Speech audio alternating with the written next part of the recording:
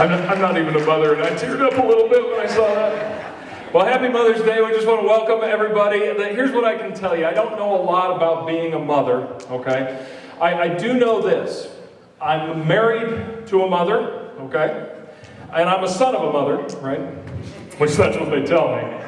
And then the other thing I know about being a mother is mothers usually, just as a general rule, don't really like me. Okay? Now everybody go, oh, right? Now that's not always the case, but just as an example of what I mean, a couple of months ago we were going through a series called Rebellious, and I got up and I said, hey, if you're at a stoplight, anybody remember this? If you're at a stoplight and there's no cops around, right, and nobody's coming, you should just go ahead and run that red light, right? Mothers don't like it when I get up and say things like that, right? So we've had a few times since that mothers have come up and told me that they were at a stoplight and one of their kids was like, Mom, nobody's coming. Preacher said you could go, right? So mothers don't usually like me. So I'm not going to pretend to get up here and talk about what it means to be a mother or how to be a mother. But what I'm going to talk about today is just what it means to lead. And we're in the middle of a series called Lead, and we've just been getting up here saying every week over and over, because that's what a series is. We just say something over and over and over again until you're sick of hearing it, and then we move on to something else, right? So we've been saying over and over again, everybody has been given the responsibility to lead. Everybody's been given the responsibility to lead. And that is especially true in the case of mothers. And the thing I want to hit on today is I want to talk about this. How we measure significance. Okay, so because how, doesn't matter whether you're mother or father, just somebody in your life that you're influenced, how we measure significance determines the kind of person, the kind of leader we're going to be. Right, so whatever that stick is, that measuring stick that you use to figure out what makes your life significant, that is going to determine the person you are, the leader you are. And so what I want to do today is I want to talk about kind of an obscure story in the Bible that's going to help us get a grasp on significance. Because a lot of times, significance isn't the stuff that we think it is. A lot of times what we're looking for significance isn't what we think it is. Just an example of that. My wife, this is a couple months ago, I asked her permission to tell this story. That would be a mistake on Mother's Day, right? I asked her permission to tell this story. She was pondering like her life.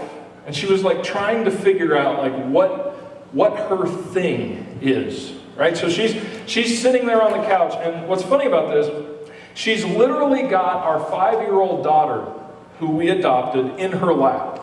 My 7-year-old son, who we adopted, is sitting right next to her, and my older 2 kids are kind of sprawled out on the floor like, walruses or whatever, like they normally do. And so we're all sitting there as a family, and she's asking these questions. She's like, I don't know, what's my gift, and what's my talents, and what did God make me to do? And then she said this line. She said, I just don't know what my purpose is.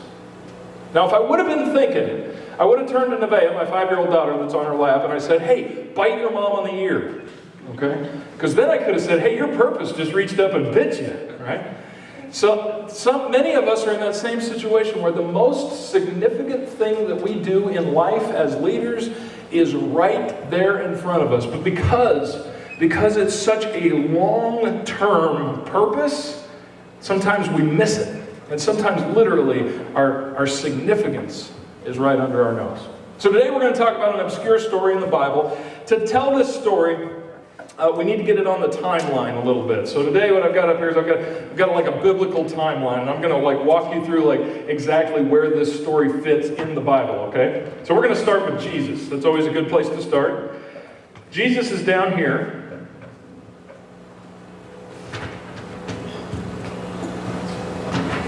This is hard. Those lights are throwing off my vision.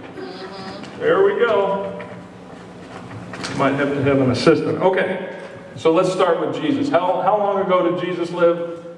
2013 years ago, right? That's easy. Everybody knows that. So that's a good place to put it on the line. 2013 years ago, there's Jesus. Now I'm going to come down here on the other end of the spectrum, and I'm going to clip this a whole lot easier. Actually, I'm going to have an assistant do this. The beautiful Bill Rice. You want to clip that just down there? Yeah. So we've got Abraham down here on the other end of the spectrum. Now the thing about it is, there are 2,000 years between Jesus and Abraham. 2,000 years. And in this 2,000 year span of time, there is a lot that happens. And Abraham and Jesus are like bookends to the story of the nation of Israel. So it starts like this. God comes to Abraham and he says these words in Genesis, we're going to put on the screen. In Genesis, he gives Abraham this promise. He says, through your offspring, all nations on earth will be blessed. Okay, so he comes to Abraham near the beginning and he says, I'm going to bless every nation on earth through your kids. But here's what happens. For 2,000 years, the nation of Israel that came from Abraham, they do anything but bless, right? In fact, they are just kind of this nation that is of themselves, and all nations on earth are definitely not blessed by them. And it isn't until we get all the way down to Jesus, and Jesus is born from Israel, from Abraham's seed, that we begin to realize and understand that the blessing, the promise, the blessing to all nations comes through Jesus, who comes from Abraham, right? Everybody got that? Okay. So right in the middle of that story, we are going to put Naomi. Okay, Naomi is in the book of Ruth. We're going to put her probably right in there somewhere. There you go. We're going to put Naomi right in here somewhere. She is about 700 years after Abraham. And in the middle of so Israel's becoming a nation, and they're beginning to form, and they're beginning to grow and everything. And right in the middle of it is this little book called Ruth. And one of the challenges I would give you today is I would love for you to go home and I would love you to read the book of Ruth. But if you read the book of Ruth, it's going to be like, oh, that's nice. Right? You're going to get done with it and you're going to go, that's a nice little story. And it isn't even in the book of Ruth that you see the significance. So I'm going to kind of explain the significance, and then I want you to go home and read it. Okay, so here we go. The book of Ruth is actually probably not really, in my opinion, about Ruth. The book is about a lady named Naomi. So here's where we pick up in the life of Naomi. Naomi lives with her husband, Elimelech. Elimelech, I practiced that. Elimelech. Elimelech is a guy, and before he even marries Naomi, he's got a son named Boaz. Now, again, you're going to want to go home and read this, because I'm going to say a lot of names, and you're going to, to you, it's going to be like the game of Clue, and you're going to be like, wait a minute, who's in the parlor with the candlestick, right? So we're going to go read this. But anyway, Elimelech, Naomi's husband, has a son named Boaz. Not Naomi's son. He's much older. He's off on his own. He's been through college. He's already off and gone and out of the house.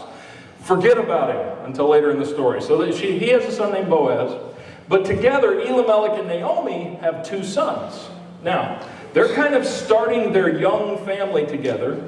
And right in the middle of that, there is a famine in the land of Israel. And so Naomi and Elimelech have to move. And they move to Moab to find food. You got to go where the food is. So they move to Moab. And it's in Moab that Naomi has like the darkest time of her life. You will be able to look at this time in her life. This will be her worst time. I get the feeling that she hates Moab because some really dark, heavy, bad stuff happens to her in the land of Moab. Today what I want to do is I want to pop up a profile of Naomi's time in Moab. The first thing that happens to her when she's in Moab is her two sons, both of them marry Moabites. Now you might be sitting down there going, so what? Well, here's the thing about Moabites. That is like the one group that God was very specific about. And he says, you must not, if you are an Israelite, you must not marry a Moabite. Can't be done. Deuteronomy 23, Jesus makes it very clear. Now here's a little profile on the Moabites. The Moabites come from Abraham as well, right? They come from one of Abraham's sons, but it's not the son that has like God's blessing, right? It's not the son that God promised that he would bless all nations through. And because of that, the Moabites have kind of grown up into a nation, and they hate the Israelites. They're totally opposed to them, totally against them. They've gone and found their own god named Chemosh. and they worship this other god. And so God said, because the Moabites are so like opposed to you, and because they're just bad for you, I don't want you to marry them. So this was like a moral thing, right? So when Naomi would teach her kids, she would sit down with them and she'd be like, okay, don't lie, don't steal, don't cheat, don't marry a Moabite woman. Right? When they got older and they started looking at some of the Moabite ladies, you mothers out there, you've seen your sons looking at the ladies, right? And you feel a need to teach, right? This is what she would do. She would say, don't lie, don't steal, don't cheat, don't marry a Moabite woman. God has forbidden it. And what do her two sons do? They grow up and they marry Moabite women. Now this would have been like a thorn in Naomi's side. This would have been kind of like, every time somebody asks you about your kids and you know they're doing something, that they're not really turning out the way that you kind of pictured.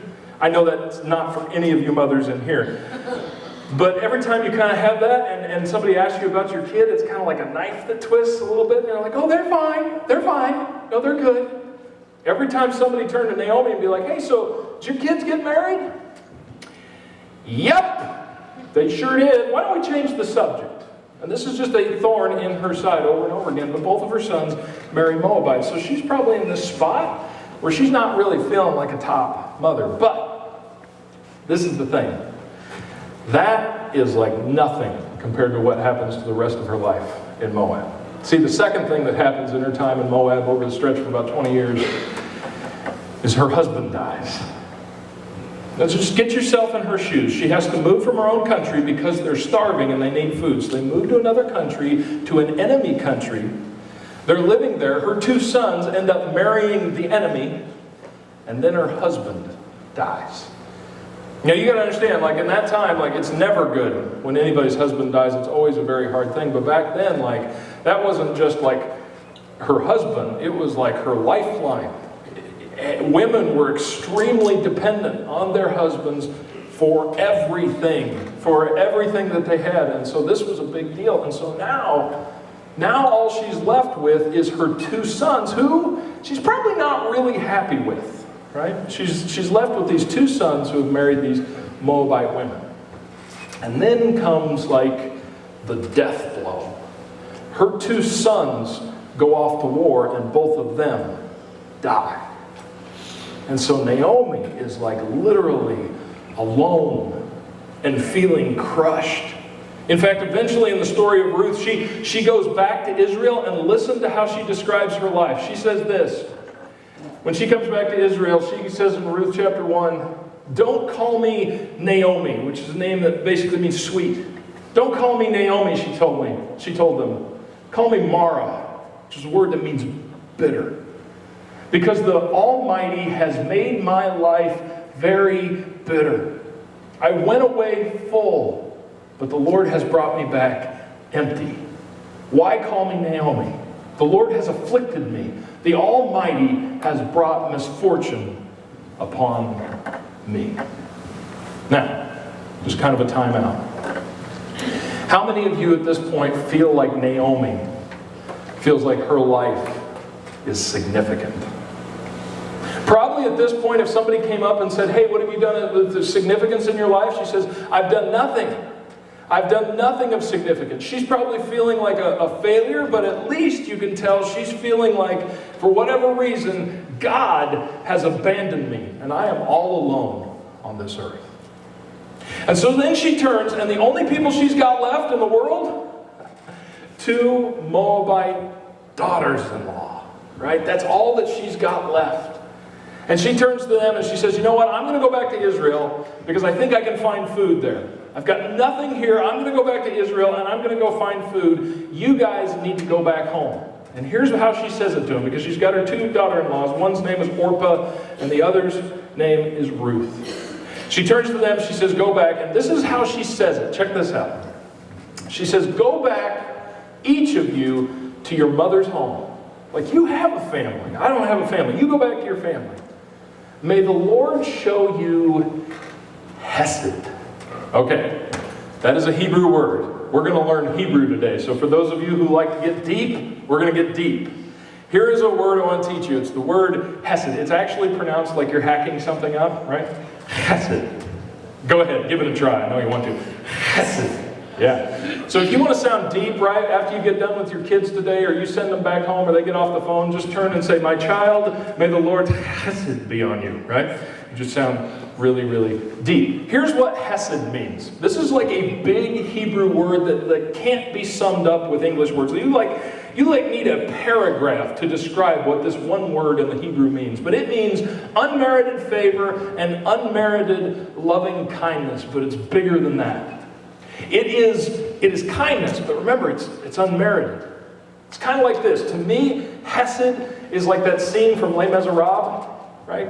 Not the new one with all the singing, because there's just too much singing.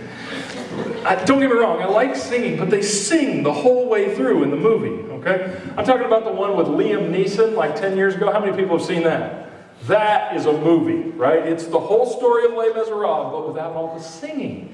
Okay, so anyway, it's really good. Plus, it's got Liam Neeson in it, and he's just the man, right? Okay, so if you watch that movie, there's this incredible scene where Jean Valjean comes and he stays in this priest's home, and he steals the man's silver, right? You know the story. He runs away with the silver. The police find him. They drag him back to the priest, and they throw him at his feet.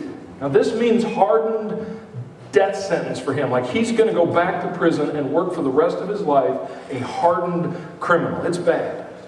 They throw him at the priest's feet and they say, "Hey, we found him with your silver." And he had the audacity to say that you gave it to him. And the priest, looking deeply into Jean Valjean's eyes, doesn't even blink. And he said, yes, I gave him the silver. But Jean, you forgot the candlesticks. And he runs back in the house, or has his wife run in the house. She brings out the silver candlesticks, and she puts them in the bag, and he saves Jean Valjean's life. And he gives to him something that he's never experienced before. He gives him this unmerited love and kindness. He gives him the Lord's hesed, right? So that's what hesed means. And so Naomi, back to the scripture, Naomi is like wishing these ladies bye-bye, and she's like, my life is empty. My life is gone. You don't want to follow me. I'm going to go back to Israel, but let me just give this to you. I bless the Lord's hesed on you. As you show kindness, have you shown kindness to your dead husbands and to me, may the Lord grant that each of you will find rest in the home of another father, another husband. Now just catch the significance of this. Because remember, these are Moabite ladies. Their people are not her people. Their God is not her God. They're like enemies. But Naomi is wishing the highest favor that anybody can wish, is that she wants God's like unmerited favor, unmerited grace, unmerited loyalty to like go with these ladies. And so Orpah turns and says, okay. So she goes up and she kisses Naomi goodbye, and she says, I'll see you later. And she goes back to her mother. But Ruth clings to Naomi. It says that she literally grabbed Naomi, and she said, no, I'm going with you. And then Ruth says probably one of the most poetic, beautiful things that you can read in Scripture. Ruth says this, but Ruth replied, don't urge me to leave you or to turn back from you. Where you go, I will go. And where you stay, I will stay. Your people will be my people, and your God will be my God. Where you die, I will die. And there I will be buried. May the Lord deal with me, be it ever so severely, if even death separates you and me. I think Ruth's response tells us everything we need to know about who Naomi was. Naomi doesn't have a penny. She doesn't have family. She doesn't have any hope. She can't provide anything for Ruth. And Ruth says, I want to go with you. And I think it's because, here's my guess. My guess is because Naomi embodied hesed. That Naomi was so filled with this grace and this love and this unmerited kindness that Ruth said, I want to be a part of that. I want to follow you wherever you go. And so Naomi has such an influence in Ruth's life that they go ahead and they move back to Israel. And they're in Israel, and they're going back, and remember, they're just going back for food. They're going to see if they can scavenge up some food, because they're both widows at this point. They go back there, and all of a sudden, they see Boaz, right? Remember? Elimelech's, Naomi's dead husband's older son? Right? They see Boaz, and they're like, hey, there's Boaz. And all of a sudden, a light bulb dawns for Naomi. She's like, wait a minute. He's our family. If somehow Boaz would take the responsibility of being our family member and would marry Ruth, he would restore, he would redeem the family. He would, and all of a sudden we could live again, and we'd have somewhere to live and somewhere to be, and we would all of a sudden be reestablished in our family. So she says that we got to do that. But now listen, Naomi's full of wisdom, because they can't just do this any old way. See, they can't just run up and say, hey, we're hungry and widowed. Can we come live with you? You're our family. Right? Imagine if that were to happen today. You're sitting around at home and all of a sudden somebody pulls up in a truck with Alabama license plates. And they come up to the door and they're like, hey, we lost our job and don't have any money. Can we come live with you? Even if you could prove that they were your family, you'd probably be like, no. Right? So, and that's just what it would have been like for Boaz. If these ladies just ran up and said, hey, you're our family, let's come live with you. He would have been like, okay, get away, bag of crazy there. But Naomi knows, she's just full of wisdom. She knows if we play our cards right, this might work. So Naomi says, you gotta be this woman, right? You don't have any money, you don't have any makeup, you don't have anything to offer. But you've just got to carry yourself with such a presence that Boaz, out of all the people in Israel, Boaz is going to take interest in you. And so Naomi, and you got to go home and read this story, Naomi shows her through some steps how she can do that. And so Ruth tries to do everything she can, and she approaches Boaz in such an incredibly respectful, honorable way that Boaz does just that. Boaz goes, who is that? Right? You remember probably when you met your wife or whatever, you met your girlfriend, you were like, what's her name? That's what Boaz is feeling. He sees this. He's all about it. And it's through the instruction of Naomi. So, here's how the story ends. Boaz takes interest in Ruth. Boaz marries Ruth. And they are both restored. And they can eat again. And they have family again. And their life is salvaged. Now, again, if you were to go home and read that story, you'd be like, oh, that's nice. It's just kind of this story. Unless you realize the significance. Because the story's significance happens far after the life of Ruth and Naomi are gone. Right? Here's the significance. Ruth gives birth with Boaz to a guy named Obed. Obed gives birth to a guy named Jesse, or his wife does. Jesse then is the father of David, who you may know as King David. And King David is a really big deal in the Bible for a couple of reasons. First of all, God gave him the honor of saying, this is the only person in the Bible he ever says this about. He says, you are a man after my own heart. And because of that, God makes this promise to David. And you read it and you think, this is kind of a crazy promise. This is the promise that God makes. He says, you will have a king. You will be king, and your kingdom will reign forever. Your generation will be forever and ever and ever. There will never be a day where the king from the line of David does not sit on the throne. That's a crazy promise. You think, how can that even possibly be?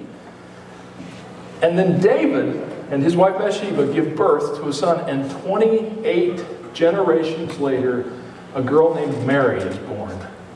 And Mary gives birth to the Son of God, Jesus Christ. Now, do you think that Naomi realized what was going on? Even as you see that, we don't necessarily grasp all the significance of her life. But when Matthew writes the gospel, he begins to tell the story of Jesus Christ in the very first gospel in the New Testament. He opens up chapter 1, you read it, it's the genealogy of Jesus Christ. It's his storyline. Matthew sits down to prove that Jesus is connected to Abraham and he is a descendant of David. And this is huge. Right? You remember what it was like when like Obama was getting to be president and he didn't have like his birth, this is a terrible analogy, but you remember he didn't have his birth certificate, right? Or they couldn't prove that he was an American citizen? And whether that was true or not, or had any kind of validity at all, it like undercut everything. It didn't matter how many people voted for him. It didn't matter like what his politics were. If like they couldn't prove that he was a U.S. citizen, like it didn't matter who he was as a person. The same thing's true for Jesus Christ. That's why Matthew sits down. The very first thing he proves, he is from the line of Abraham. And in fact, as you read the Bible, the guys that are writing the Bible don't even know this at the time. But the stories in the Bible, they seem like just kind of random stories. You know what they are? They are stories about Jesus' family. And they don't even know they're writing the stories. So here's what we're going to do. I'm so happy we found this video. And this is going to paint a picture of Naomi's life. And you're going to see her significance. And the thing about it is, you're never going to see Naomi's name.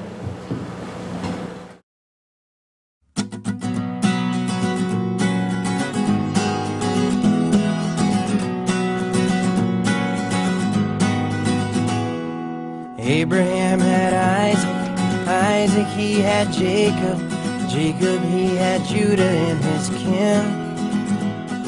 Well, then Perez and Zerah came from Judah's woman Tamar. Perez he brought Hezron up, and then came Aram, then Amminadab, then Nahshon, who was then the dad of Salmon, who with Rahab fathered Boaz. Ruth she married Boaz, who had Obed, who had Jesse. Jesse he had David, who we know as king. David he had Solomon by dead Uriah's wife. Solomon, well, you all know him. He had good old Rehoboam, followed by Abijah, who had Asa. Asa had Jehoshaphat, had Joram, had Uzziah, who had Jotham, then Ahaz, then Hezekiah. Followed by Manasseh, who had Amon, who was a man, who was father of a good boy named Josiah, who grandfathered Jehoiakim, who caused the Babylonian captivity because he was a liar. And then he had Shealtiel, who begat Zerubbabel, who had Abiud, who had Eliakim. Eliakim had Azer, who had Zadok, who had Achim. Achim was the father of Eliab. Then he had Eliezer, who had Mathan, who had Jacob. But listen very closely, I don't want to sing this twice. Jacob was the father of Joseph, husband of Mary, mother of Christ.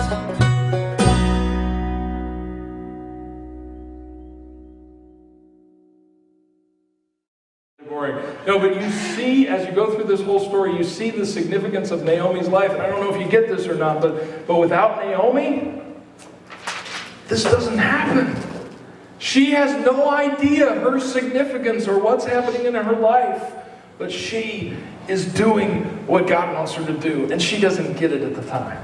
Now here's where I want to talk about you. Today, you may kind of feel that same way, and you may be looking at your life and trying to figure out, like, how do I measure the significance of my life? And you might be going, my life doesn't feel very significant. And I want to say there's two ways we can look at that. We can look at it like through the eyes of what we can see and what we can measure, or we can look at it the way that God sees it, and we can measure it that way. So for instance, one of the things we do in my family is we go to the Allen Park Dollar Movie Theater. Like that's anybody else in here? Like that's our bread and butter right there, right? We always tape up our legs to make sure mice don't cry up our pant legs or anything. But, we go to the Dollar Movie Theater and because we're cheap. And then a kind of a package deal with that is, what else you got to do when you're in Allen Park? If you live in Woodhaven anyway, you got to go to Krispy Kreme, right? Because the light's always on. We even taught our kids a chant. This is getting off. But we taught our kids a chant. Like, whenever we say Krispy Kreme, they're supposed to respond only when the light is on. Right? Because that's when the hot donuts. So we'll say, yeah. Anyway, so we go to the dollar movie theater, and then we go to the Krispy Kreme, and that's like an evening out for the Aglers. Now, it takes us a while to get there. It takes. Why do my kids evaluate whether it was a successful trip or not? Right? They've got these small, underdeveloped brains. How do they evaluate, in their undeveloped brain, how do they evaluate whether or not it was a good trip?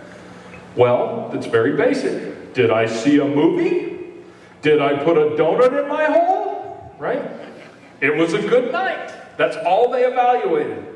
But as adults and father and mother, Bethany and I view it completely differently. Sure, we want to see a movie, and we want to get a donut and everything like that, but we're looking at like the relationships. We're like looking at their lives from a much bigger picture. We want to have like a good night, right? Anybody just dying to have like a good night with family, right? Just that one night where... So when we evaluate the process, when we get home, we're like, was it a good night? We ask a completely different set of questions, right? Did anybody stick anybody else's finger in anybody else's ear without their permission? Okay? No? Well, it's a good night. Right? Did mom have to resort to laying on the guilt trip? Right? Because that's when you know things are bad. We're like, we're taking you to the movies, and we're going to buy you donuts, and this is how you're treating us. Right? Did dad have to bring down the thunder, in our car, or when we're driving in the van or something like that, when, we'll kind of maybe bicker, or we'll tell somebody to stop it or something like that, but when everything just goes sideways, it's just like, I have to go, stop it! And everybody gets quiet. 2 kids are criers, 2 kids are sullen, right? They start looking out the window. Everything went sideways, right? So we evaluated completely different. And the same thing's true with our life. We can evaluate the way we go about life and how we measure significance. And so today what I want to do is I want to kind of look through that lens and say, how can we be focused on the right thing when it comes to significance? And here's one of the things I want to say. God has a plan for your life. And you don't want to miss it. God has a plan for your life, and you don't want to miss it. And here's the thing, you might be going, a plan? Really? My life doesn't feel so much like a plan as it does a bunch of loosely connected haphazard events, right? Think about Naomi's life. Do you think there was any place, at any point, any time where she went, man, I'm a part of a big plan. One day I'm going to meet the great to the 32nd power grandma of Jesus Christ, the Son of God. I don't even know what that means, right? Does she think she's at that point where she understands it? No. You're right in the middle of like God's plan, and like you have no idea what it is. See, here's the thing. A lot of people are like, yeah, God's got a plan for my life. Great. I want to know what that is. Tell me the plan, and I'll execute the plan.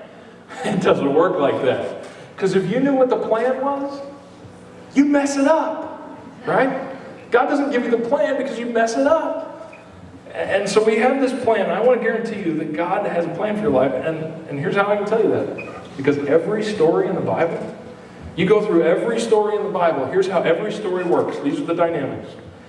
God needs something that like he needs done, right? He needs a battle won, or he needs a child born, or he needs somebody to take power somewhere. He needs, in his grand plan, he's got this thing that needs to happen.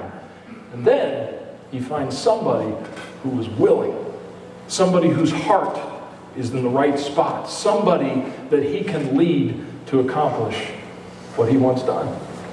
And that's how God's plan works. So all he really needs is your participation. Because there are times where God uses people that don't want to participate, but almost every story, usually God is like working with somebody. And so here's what happens. God like says, hey, I need you to do this, right? I need you to do this thing for me. And this person's like, I don't really want to. And so God says, well, then I'm going to do this. And the person's like, well, maybe now I'm thinking about it. Maybe I will. And God's like, well, then I'll do this. And they're like, okay, I'll do it. All right, I'll do it. God needs your participation to be a part of that plan. And so today, as you're sitting around and you evaluate the significance of your life, if you genuinely want to have significance, and let me make a little addendum there. maybe you're like not wanting to have significance, right?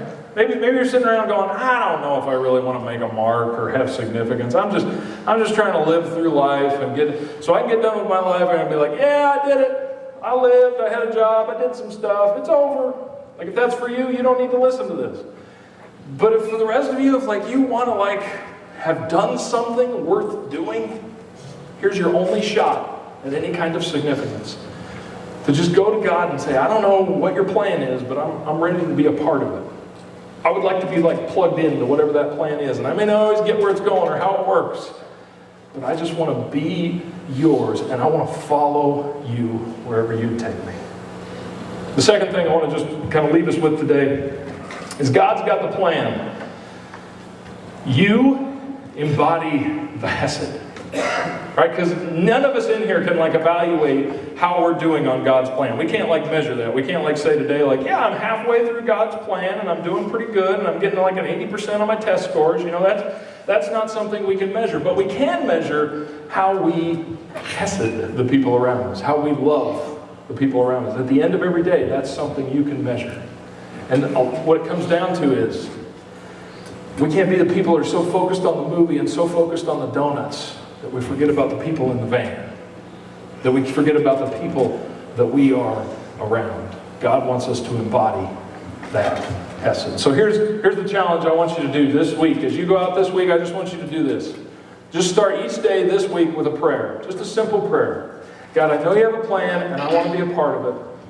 Help me today to show your unmerited favor, your unmerited kindness, your Hesed to the world around us. Let's pray. God, as we seek for significance, God, as we long to be a part of something that makes life make a little bit of sense, I pray that you would just help us to surrender completely to your greater plan. Help us to accept whatever that is and whatever comes our direction, and God, that we will realize that anything that happens in our life is an opportunity for your plan and for your will. And I pray that in Christ's name. Amen.